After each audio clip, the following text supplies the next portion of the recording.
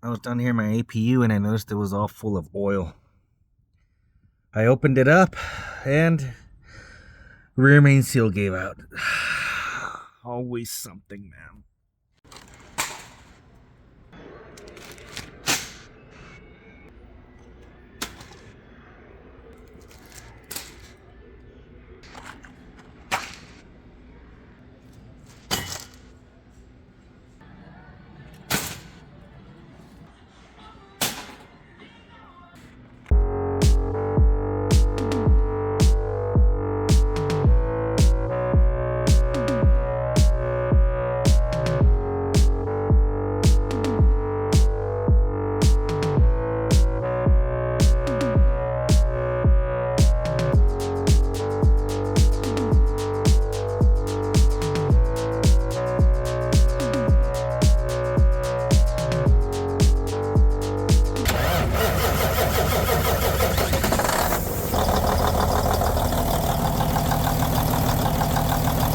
Like, share, and subscribe. Hey YouTube, what's going on? This is Gabe coming back at you again with a brand new video here at Trigger Life. As you guys saw right there previously, we have our issue with our APU. The damn thing's leaking oil. But you know what? I'm not going to let that put me down. I think I may have a way to get this bad boy running. Stay tuned. Alright YouTube, so where there's a will, there's a way. Here's what I got going on. So we got our inverter right here. It's a 4,000 to 8,000 watt inverter. So here's what we're trying to do. So my unit is that Dynasis, and it has a shore power mode on this thing. You guys can see right there, shore power mode is off, right? So what we're trying to do is we're trying to use the shore power kit that the truck has installed. All right, you guys can see a little bit better right there. So this thing right here goes to an outside plug, and you just pretty much plug it in because this unit inside here is electrical. It just runs on 120 VAC, and all the APU, the engine is just a generator. It just produces power. So what I want to do is I want to harness the power of my inverter, you know, to be able to run it. Meanwhile, I get the parts for the APU. But there's a couple of problems here. Number one is if I plug that bad boy back in, hang on one second. If I plug that bad boy in, it has a built-in battery charger on it. So if you look at it from a logical standpoint, my battery bank on the truck is powering up the APU. I'm sorry, not the APU, the shore power kit, right? And then the shore power kit would be trying to charge the batteries at the same time. So that's not going to work, because the only way that would work is if I would have an outside power source, not the same. In other words, you got your battery to the inverter, to the shore power, and then going back. So it's just going to be doing this, and it's just going to be wasting power. So after doing a little bit of testing, I think we might have found a solution so that I don't have to do any additional wiring. So basically what we got right here is that the shore power kit. Let me set you guys down up here so you guys can see what we're doing. All right. So basically what we got going on right here is this power on this cable right here that comes in is from that outside plug. Then all this thing does is just a transfer switch. It energizes the solenoid in there, it connects power, and then this cable is the one that goes to the unit. So what we ended up doing is these wires down here, you guys can see your ground, your neutral, and your hot wire is going down to the little transformer that turns on the battery charger. So what we want to do is we want to disable that function whenever we're not using shore power kit. But I wanted to wire it in a sense to where if for whatever reason one day I can plug in, I don't want to have to go open up everything in here or whatever. That's why I'm leaving everything as is. So basically what we did is we just put a switch on here that turns it off and on. So whenever I have my inverter running this unit here, this switch will be an off, and all we're going to do is just transfer the power. It's just going to act pretty much like a switch, giving us power. But by also turning that battery charger off, it's also going to consume less power because it's just using power at this moment. And what we want to do is try to conserve the batteries, because the batteries, I'll put you guys up here. So the batteries, I mean, obviously they're not going to last as long as the generator, you know, because obviously the APU, it'll run indefinite as long as you have fuel. As long as you got fuel in them bad boys, it'll run for 50 hours. But with the heat right now, you know, the areas that I run over there in South Carolina, which is usually 90% humidity. And, you know, lately here it's been like 80, 90, but it's hot. Pretty much what I'm trying to say, it's hot. And there ain't no way that you're going to rest. So I have a 400 amp hour battery pack in the back. As I mentioned before in previous videos, my truck has 8 batteries. So I figured, why not use those batteries, right? Due to the fact that the APU, the rear main seal is leaking, I had to order those parts from UK. That's the only thing that I don't like about this APU unit, is to get parts for it. It is a pain in the ass, man. Big time. So I have to wait for parts. I have to order some engine mounts, because I'm going to have to take that engine out. The whole thing's going to have to come out, because there's like a bar. Imagine the pulleys here in the back like that. So I can't get it out. So I have to pull the engine up so that I'm able to take the crank out, so that we're able to pop that rear main seal. Now the engine does run. It didn't consume a whole lot of oil, you know, or not consume, leak out a lot of oil. But I don't want to take a chance. You know, I don't want to take a chance of running the APU and then, you know, it messes up and now I need an engine for it. So I figured, how can I started using my brain a little bit, and I said, what can I do to be able to still have AC in the back without having to run my truck? So I got to thinking, and I said, hey, I got the shore power kit. You know, all it is just a transfer switch, transferring the power from the plug inside. The only thing extra on it is just the battery charger. But I don't want to be running the battery charger, because it's going to be going into that. You know, any of you guys that know about electronics or electricity know exactly what I'm talking about. It's just a waste of energy. You're not going to charge. I mean, it's going to say it's charging your batteries, but it's not, because it's using the same battery bank to power up the battery charger.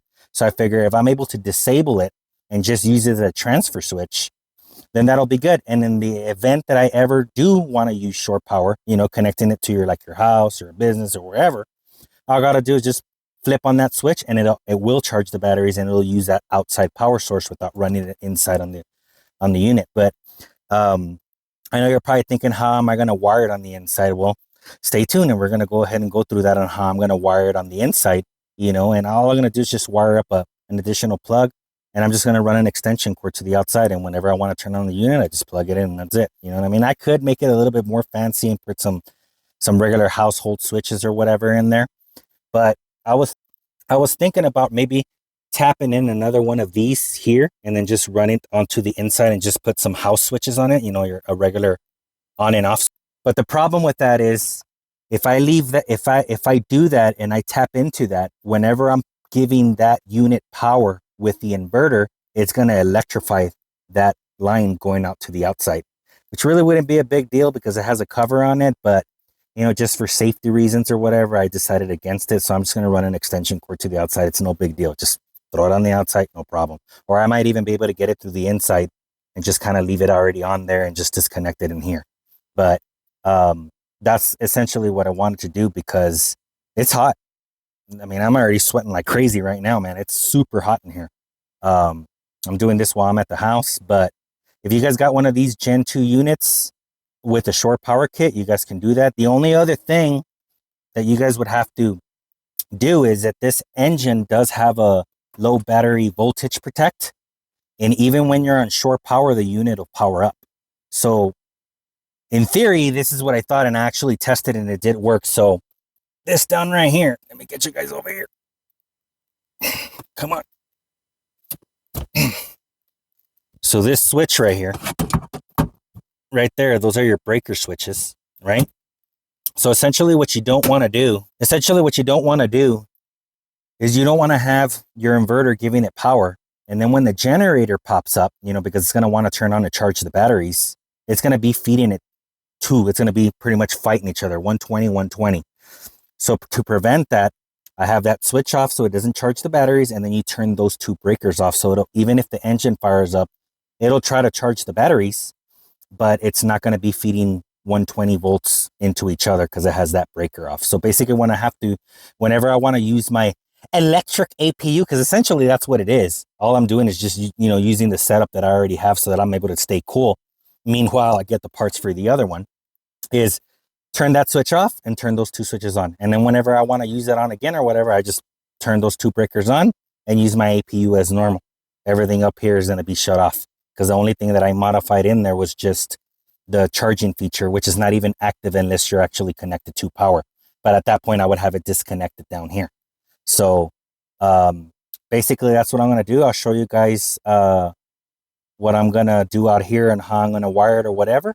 And like that, you guys can get some power and stay cool, man. I think it's probably going to end up running maybe 4 or 5 hours. So it's not going to prevent me from idling my engine completely, because, being batteries and all, it is going to be limited to the amount of juice that's in the batteries. But I got to thinking about it. It might not be a bad idea in investing in those lithium batteries because you can discharge them practically almost to zero. I do have dual purpose batteries on there right now. So you can discharge them a little bit more than a starting battery. It's a dual purpose. So it's deep cycle and starting. But if I get some deep cycle batteries, lithium, according to what I hear out there, that lightning bolt is the one that I'm looking at to getting. They're 100 amp hour lithium batteries, and supposedly you can get probably between 6 to 15 hours on them bad boys. I'm going to lose a little bit of efficiency because it's going through the inverter to power up the unit or whatever. But it works, right? As long as it works, it works. But I figured it'll give me two systems that I can use at once, or not at once, but like if something fails on the engine, like this time, if let's just say a water pump goes out that it's gone out before in me in the past, at least I'm not stuck without AC.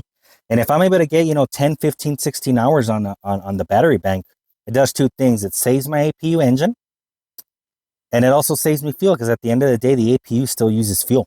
You know what I mean? So, but if I'm ever going to do a 34-hour reset or whatever out there on the road, which I usually do once a week, then obviously that's not really going to be an option because I'm, with the way it is hot right now, you got to have that run pretty much nonstop. But, if I can run it, 4, 5, 6 hours and maybe idle up the truck to charge the batteries up, and then turn it off, let's just say if I'm stopped for 30 hours, for example, 34 hours, maybe I only idle the truck 3, 4 hours and it charged the batteries back up or whatever. You know what I mean? It's kind of a guesstimate. You know what I mean? I really don't know because I haven't tried out the unit or whatever, but that's pretty much what I'm up to. I'm waiting on the stupid parts, and it's, I am not looking forward to changing that rear main seal. It's going to be a pain in the ass, man, for sure. But at least with this option, it's better than nothing. So I'll show you guys right now how I wired it up in here, whatever. I'm going to get back to this. It's kind of hard. It's such a limited space. Let me show you guys what I mean by limited space. I got to be in there. And it's really limited. And to be with the camera, it's just a pain in the ass. But I kind of wanted to show you guys what I'm doing. So basically all I'm modifying right there in the shore power kit is I just got the hot wire that goes down to the transformer to charge the batteries. I put a switch on it. Make sure that if you guys are doing this, I'm not a mechanic. I state that in the beginning of my videos, but I kind of do tend to be a little bit smart. You know what I'm saying? But if you guys do wire a switch, do not wire a 12-volt switch. It is not 12 volts. It's 120 VAC. So it has to be a switch that's capable of handling alternating current, not DC power. So I made sure of that. I bought that switch in Home Depot or whatever. And that's really the only modification that you need to make other than, wherever your power source is going to be. And the cool thing about this inverter is that it is pure sine wave, meaning, it's the same power like your house. It's not square wave or anything, so it won't damage anything. But it's just better than not having AC, you know what I mean? So I'll get back with you guys in a bit. I wanted to give you guys an example. So see, this is a plug that I'm talking about right here. That's your plug where you connect your shore power kit, right? So now it's on there. And all we're going to do now is just connect it to just regular household power, right? And that's when it turns on that unit. So now we got that connected. And now I'll show you guys on the inside the modification that I made.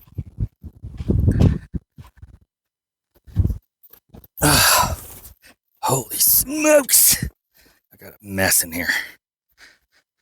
This is the real side of trucking, guys, being an owner operator, man. Sometimes you guys are doing crap on your day off, and it's just a big old pain in the BS.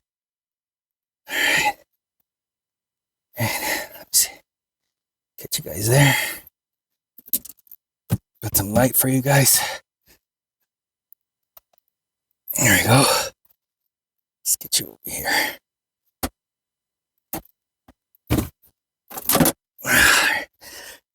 That's the thing about doing YouTube, guys. That's why I'm showing you guys this raw video of having to put your camera where it goes and all that stuff and trying to make sure you guys see and everything.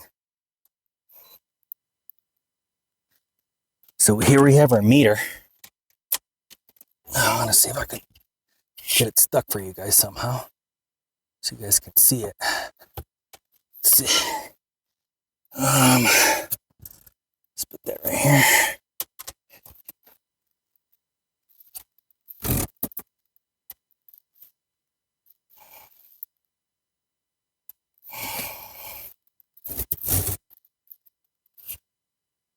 Come on.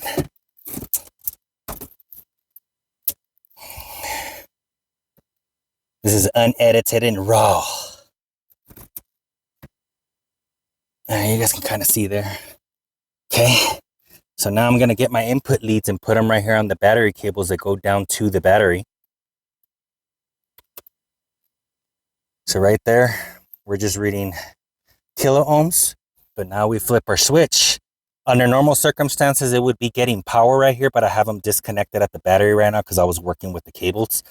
But this is what the switch does. So now we're going to turn the switch on, and now we're getting 13.6 volts. And whenever we want to use the inside unit so it doesn't charge up, so it doesn't waste that power or cause any damage, just flip the switch off,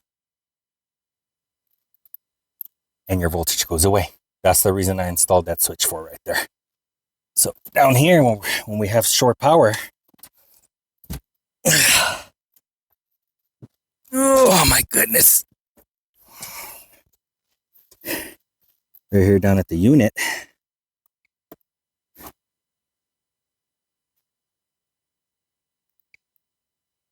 You could see right there the short power is on. So for example, if I wanted to run my fans, you just simply turn it on. It's on.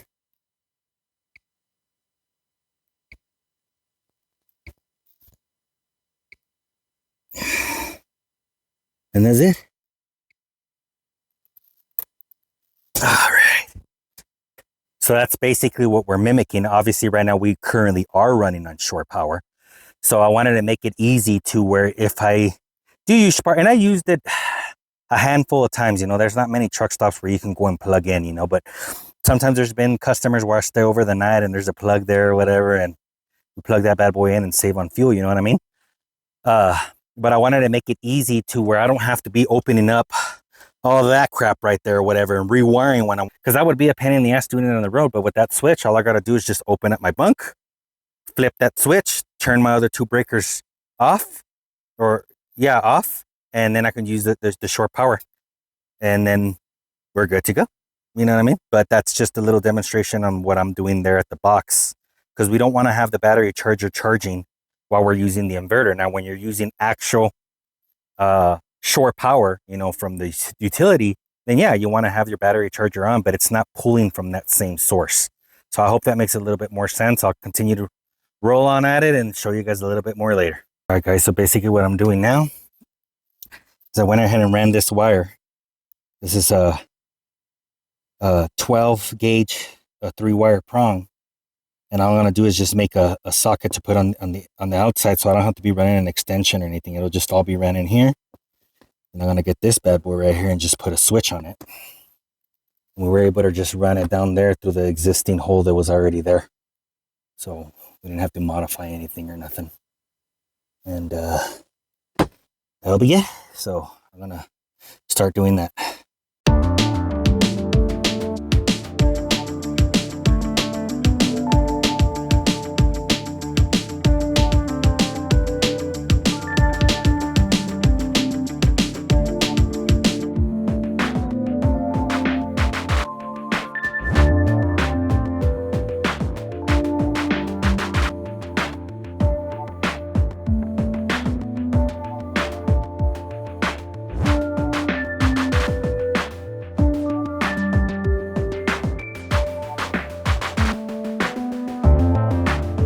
Alright guys, let's get these connections in here.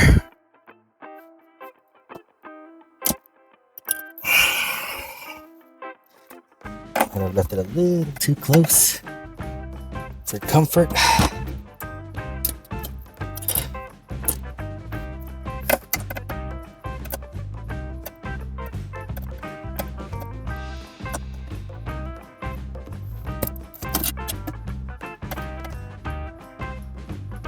Let's see.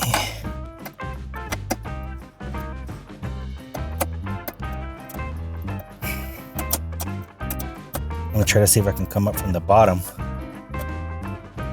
so it doesn't interfere with anything else that I want to put on the other outlets.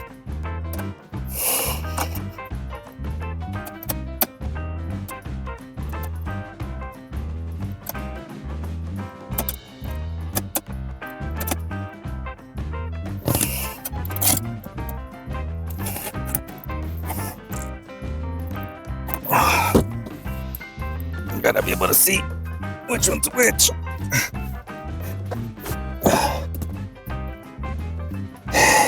Line, neutral, line, neutral. Okay.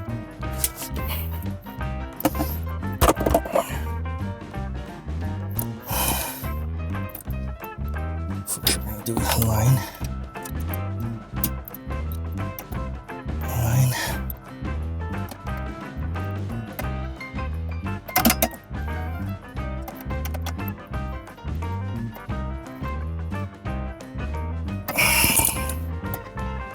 Neutral. Get in there. There we go.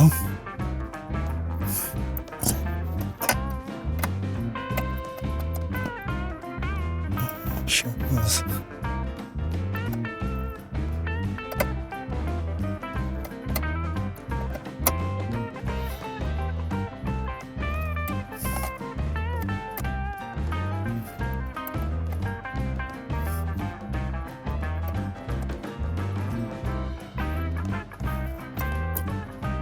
Come on.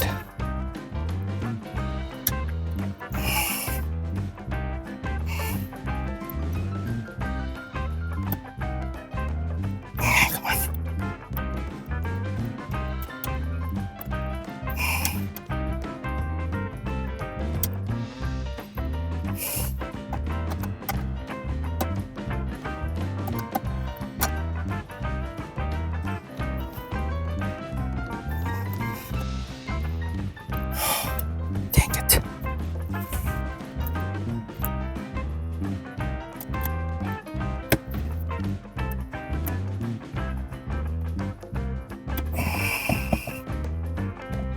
Alright guys, so what I'm gonna do is I'm gonna go ahead and convert my plug.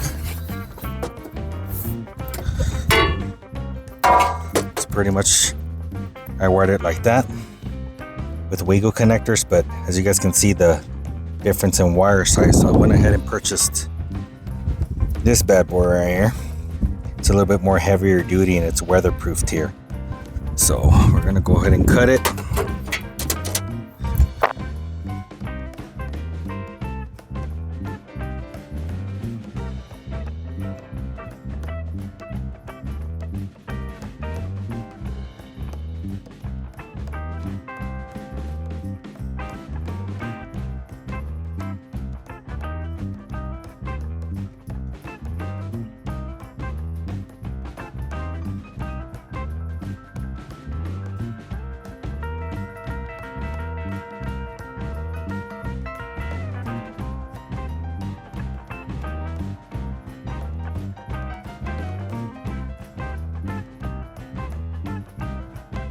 Alright guys, this is the final product. You guys can see there I put my switch. I ran that wire to the outside plug that you guys just saw right now in a minute. All the way up in here in the cab. And all I did was just put 2 switches on there and on the inverter. So for example, right now the unit right there is off. Right?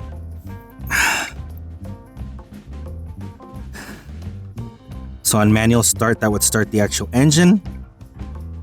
But on here, the shore power mode is off. So whenever I want to turn it on to make it very, very simple, I just fire this thing up. Let the power stabilize. That power right there, stabilizing. All right. And right here, I have that switch to on right now. I went ahead and put in my labels because yesterday I was using the short power on the actual utility, so I'll just turn that off. I'll make sure that these bad boys are off as well. And then easy peasy, just turn these on. Bam. So now we should be showing short power. You guys can see that's on. And whenever I want to use my system, just turn it on. So right there, we're using battery power. And now we have, I know you guys can't hear it, but let me put my mic next. There you go. You can hear it a little bit. She's running. So right now we're using approximately 180 watts. But obviously that's because the compressor hasn't kicked on yet. But once the compressor kicks on, it's averaging like about, 780 watts or whatever. So I'm gonna do a little bit of math, and whenever I'm editing it or whatever, I'm gonna try to guesstimate and make it as accurate as possible for you guys to see, just kind of guesstimate more or less what type of efficiency I can take. But at least like that, I don't have to be rewiring anything or whatever. It's just as simple as turning on a switch and we're good to go, and we'll use the battery bank. And then once I get my APU fixed or whatever, I could use a combination of both of them. If it lasts me, for example, 6-7 hours on battery power, and then I gotta use the other 3-4 hours or whatever of my break on the APU, that ain't that bad. It still saves me fuel. But I wanted to make everything to where I can still use it in the future without having to rewire anything. So at this point, if I ever do want to use my APU with actual utility power, right? All I do there is just take that orange plug off that you guys just saw me put on right now, plug in an extension cord to the grid, turn that switch on so it charges my batteries, and that's it. We start using it. I don't have to come in here and do all that wiring and everything again. So essentially, basically what it is just an electric APU. You know what I mean? It's like there's a whole bunch of them in the market right now. It's essentially the same thing. The only difference is that the APU that I have, it actually has a diesel generator on it. But that's the APU portion of it, doesn't have an AC compressor or anything on it. All it has is just a generator, and it creates power and powers up the inside. That's the reason why I was able to get that short power kit, which I had it installed. Like I said, I've only used it a handful of times. We will now. But, might as well put it to good use, at least now for the time being. Meanwhile, I can figure out how I'm going to get that engine out and everything, because it is going to be a little bit of a project just because I have to get the whole thing out. I wanted to show you guys where it was leaking. I know that on that very first scene, it didn't really look super oily, but that's because I had cleaned it off before I got home and used it a little bit more. But all that dirt, that's why it's stuck on there. But it was like drenching in oil. I mean, it didn't spill a crap load of oil. The APU uses about 3 quarts. It spilled about half a quart, but again, I don't want to chance the engine going out and then causing an issue. You know what I mean? So we'll use this option for the time being. And then once we get the APU running or whatever, we'll use both of them, and they'll complement each other, because the good thing about with the APU, as you guys know, the generator, or if it's a regular APU, that bad boy will run indefinitely as long as it has fuel. As long as I got fuel in my tanks, it'll run 200 hours straight, as long as it doesn't run out of fuel. Versus battery power, it's like it runs out and you got to wait for it to recharge. But I just wanted to show you guys this little video on the where there's a will, there's a way. You know what I mean? That was like, I told my wife, there ain't no way in hell I'm leaving without AC. Nope. Now, a lot of you guys might be thinking that are drivers, Gabe, why don't you just use a unit in the back? If you all have seen previous videos, but if you guys haven't, I'll tell you right now. My truck has the Park Smart feature. This bunk in the back, right there, it already has an electronic APU down there. Okay, and it runs off those batteries back there in the back. The problem that I'm having with that system is that it's not serviceable. And I guess the freon leaked out or whatever. Like the fan will still turn on and it'll blow air. The heater will still work through the heater core, but it just won't cool anymore. And it's a closed circuit type compressor. Now, can I make it work? Yeah, I can make it work. I could pull that bad boy out, get some fit. Like I said, it's a closed system, meaning that there's no ports that you could plug into. But in the HVAC world, any of you guys that are HVAC out there know that you can buy those. It taps the line so that you can put gauges on it. But let me tell you something, guys. It is a nightmare to get that fucker out right there. Why? Because you got to take all of this entire cabinet out. And due to the fact that I already have that system, I just decided against it. I might as well just make that one work. And that was the whole reason why I got the APU to begin with, was because that ParkSmart wasn't serviceable. That unit, I think at the dealer, they were quoting me like, I think it was like $11,000 or $12,000 just on the part. And then it was plus labor. So that's why I was like, screw that. I might as well just get a generator. And I'll have an indefinite amount of power as long as I got fuel. But anyhow, guys, I want to thank you guys for watching. If you guys like the video, give me a thumbs up. Share the video, comment the video. And we'll catch you guys on the next one. Peace out.